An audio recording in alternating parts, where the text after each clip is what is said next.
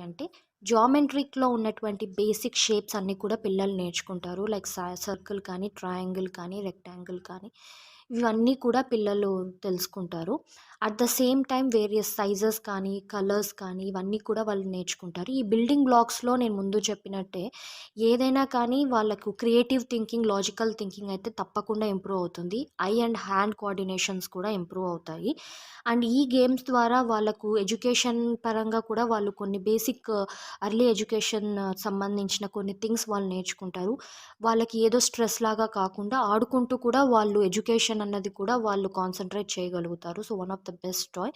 అదే విధంగా ఈ బ్లాక్స్‌లో వచ్చేసి చిన్న చిన్న హోల్స్ ఉంటాయి. సో, మనం వాటిని కౌంట్ చేయటం కూడా పిల్లలకి నేర్పించొచ్చు. ఈ కౌంట్ చేయటం వల్ల వాళ్ళు న్యూమరికల్స్ అన్నవి కూడా వాళ్ళు నేర్చుకోగలుగుతారు. మల్టీపర్పస్ టాయ్ అని చెప్పాలి ఇది.